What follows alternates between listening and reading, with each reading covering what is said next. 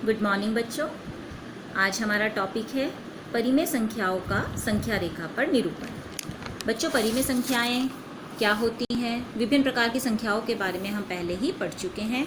संख्या रेखा भी से आप पहले से ही परिचित हैं, अपनी छोटी कक्षाओं में आप पढ़ चुके हैं संख्या रेखा क्या होती है। ठीक है, आइए देखते हैं हम किस तरह से संख्या रेखा पर निरूपण करेंगे। सबसे पहले बात करते हैं प्राकृत संख्या की। प्राकृत संख्याएं क्या होती हैं? जो आपके काउंटिंग नंबर्स होते हैं 1 2 3 4, जिन्हें हम नेचुरल नंबर्स भी बोलते हैं। ठीक है, उन्हें किस तरह से संख्या रेखा पर निरूपित करते हैं ये आप जानते हैं। नीचे मैंने आपको स्क्रीन पर दिखाया है। हम एक नंबर लाइन यानी एक सीधी रेखा लेंगे और वहाँ पर 1 2 3 4 इस तरह से हम दिखा सकते हैं, और ये संख्याओं के बीच में जो दूरी होती है वो हम बराबर बराबर लेकर चलते हैं। ठीक है, ये आपको पता लग रहा है बेटा? यहाँ पर हम ये दिखा सकते हैं। उसी तरीके से जब हम बात करते हैं पूर्ण संख्या की, तो पूर्ण संख्याएं हमारी क्या हो जाती हैं? जो कि 0 से शुरू होती हैं। 0 1 2 3 4, जिन्हें हम होल नंबर्स बोलते हैं। तो हम संख्या रेखा पर इसे कैसे दिखाते हैं ये भी आपने देखा है। संख्या रेखा पर बराबर बराबर दूरी पर हम लेते हैं और हमारी संख्या जो है वो 0 से शुरू हो जाती है। इसे हम बोलते हैं पूर्ण संख्या का संख्या रेखा पर निरूपण। उसके बाद आते हैं हमारे पास पूर्णांक। पूर्णांक में क्या था बच्चों? हमारे पास ऋणात्मक पूर्णांक यानी नेगेटिव नंबर्स भी होते हैं, 0 भी होता है, और धनात्मक यानी पॉजिटिव नंबर्स भी होते हैं। जब उन्हें संख्या रेखा पर दिखाना हो तो इस तरह से सीधी लाइन होगी हमारे पास। बिल्कुल सेंटर में क्या होता है हमारे पास? 0। ठीक है, उसके राइट साइड में होते हैं हमारे पॉजिटिव नंबर्स और लेफ्ट साइड में होते हैं हमारे नेगेटिव नंबर्स। तो इस तरह से हम पूर्णांक को संख्या रेखा पर दिखाते हैं। प्राकृत, पूर्ण और पूर्णांक का संख्या रेखा पर निरूपण आप अपनी छोटी कक्षाओं में कर चुके हैं। अब देखते हैं किस तरह से हम जो है परिमेय संख्याओं को संख्या रेखा पर दिखाएं।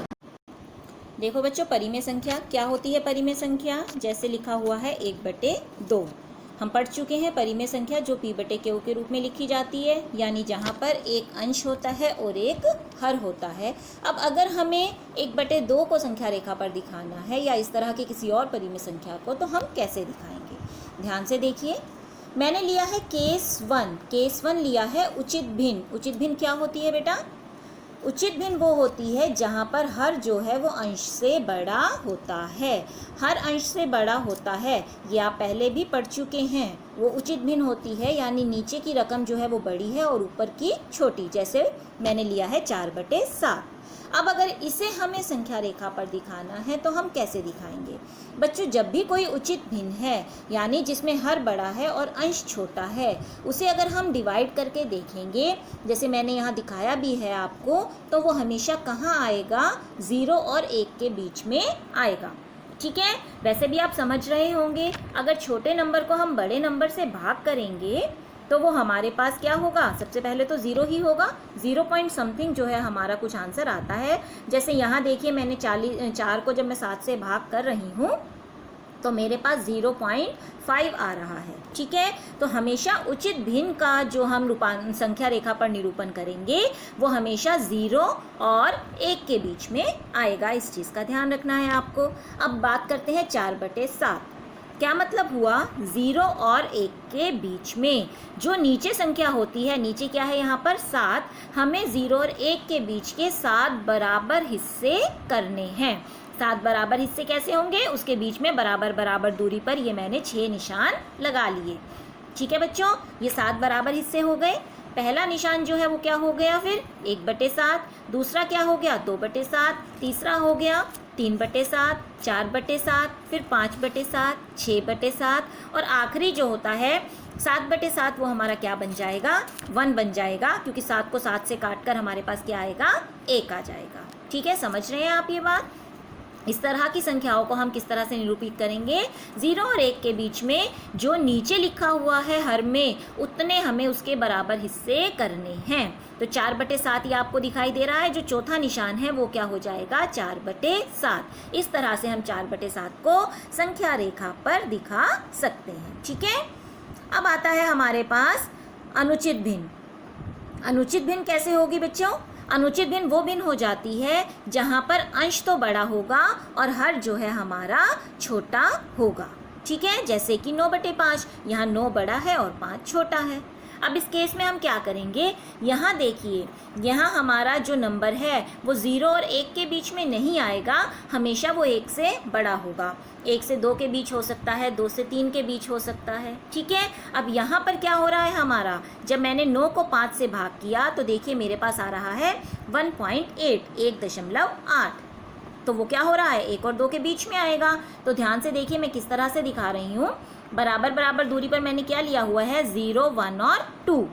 हमें कहाँ जाना है, 1 और 2 के बीच। अब जितने नीचे नंबर लिखे हुए हैं, जैसे यहाँ पर लिखा हुआ है 5, तो 1 और 2 के बीच हम कितने बराबर हिस्से करेंगे, 5 हिस्से। और उतने ही हिस्से किसके बीच में होने चाहिए, 0 और 1 के बीच में, ठीक है बच्चों। तो मैंने बराबर बराबर दूरी पर कितने निशान लगाने पड़ेंगे, 0 और 1 के बीच में भी 4 निशान लगेंगे, 5 हिस्से हो जाएंगे। और 1 और 2 के बीच में भी 4 निशान लगाएंगे तो 5 हिस्से हो जाएंगे, ठीक है। फिर से वही तरह से हम काम करेंगे। पहला निशान हो गया 1/5, दूसरा 2/5, 3/5, 4/5, और जब आया 5/5 तो वो कट कर क्या बन जाएगा, हमारा 1 बन जाएगा, ठीक है। उसके बाद हो गया 6/5, 7/5, 8/5, 9/5, यही चाहिए हमें दिखाने के लिए, 9/5। और जब अगला होगा 10/5 तो वो कट कर हमारे पास क्या आ गया, 2 आ गया, ठीक है बच्चों। समझ आया आपको इस तरीके से उचित भिन्न को किस तरह से दिखाएंगे और अनुचित भिन्न को किस तरह से दिखाएंगे। और एग्जाम्पल देखिए बच्चों, अगर हमारे पास नंबर इस तरह से है जैसे 17/10, 10 का क्या मतलब है, इसे हम अगर अपने नॉर्मल स्केल, जो आप स्केल यूज़ करते हो, अगर वहाँ देखो तो आपने देखा होगा बच्चों कि 2 नंबर्स के बीच में जो है बराबर बराबर 10 हिस्से हमारे बने होते हैं, ठीक है। आपने ध्यान से देखा हो तो जैसे 1 और 2 के बीच में हमारे 10 बराबर भाग जो है वो बने होते हैं, 10 निशान, उसके बीच में 9 निशान लगकर वो पूरा 10 बराबर हिस्से बना देता है। तो एक और तरीका है इन्हें दिखाने का, वो कैसे होगा हमारा, जैसे 17/10 अगर हम भाग करते हैं तो हमारे पास क्या आता है, 1.7 यानी 1.7। तो ध्यान से देखिए, एक तरीका तो यही था जैसा मैंने आपको पहले बताया। मैंने क्या किया है इसमें कि 1 और 2 के बीच मुझे कितने हिस्से करने पड़ेंगे, 10 हिस्से करने पड़ेंगे। मैंने वही किया है, 1 और 2 के बीच 10 हिस्से बराबर कर लिए और उतने ही हिस्से होंगे 0 से 1 के बीच में। तो 1/10, 2/10, 3/10 इस तरह से गिनना शुरू किया और 17/10 पर आ गया हमारे पास 1.7 यानी 1.7, ठीक है। दूसरा तरीका क्या है, जैसे अगला एग्जाम्पल देखिए 33/10 यानी वो क्या हो गया आपके पास 3.3, 3.3। तो हमारा नंबर कहाँ आएगा बच्चों, 3 और 4 के बीच में, यानी 3 और 4 के बीच जो तीसरा निशान होगा, क्योंकि 3 और 4 के बीच अगर आप ध्यान से देखें तो 10 बराबर हिस्से आएंगे। पहला निशान हो जाएगा बच्चों 3.1 यानी 3.1, दूसरा निशान हो जाएगा 3.2 और तीसरा निशान हो जाएगा 3.3, ठीक है। आप इस तरह से भी अपने नंबर को दिखा सकते हो। नेक्स्ट एग्जाम्पल जैसे 28/10 है तो वो क्या हो गया बच्चों, डिवाइड करके 2.8 मीन्स 2 और 3 के बीच में, और 2.8 का मतलब क्या हो गया, 2 और 3 के बीच जो 8वां निशान होगा। पहला निशान बनेगा 2.1, दूसरा निशान बनेगा 2.2, तीसरा बनेगा 2.3। उसी तरह से जो 8वां निशान है वो क्या बन रहा है आपका 2.8। नेक्स्ट एग्जाम्पल देखिए 43/10, 43/10 जो कट कर क्या बनेगा 4.3। तो ये कहाँ जाएगा बच्चों, नंबर लाइन पर 4 और 5 के बीच, और 4 और 5 के बीच तीसरा पॉइंट, पहला 4.1, दूसरा 4.2, तीसरा 4.3। तो इस तरह से अगर बटे में 10 है, 10 बराबर हिस्से हैं, तो आप दशमलव में इस तरह से लेकर भी उसे संख्या रेखा पर दिखा सकते हो। तो बच्चों 2 तरीके से हमने किया, एक तो अपने आप से बराबर हिस्से बना लिए, जैसा कि अभी पिछले एग्जाम्पल में मैंने आपको दिखाया था कि जितना हर में लिखा होता है उतने बराबर हिस्से बना लेते हैं।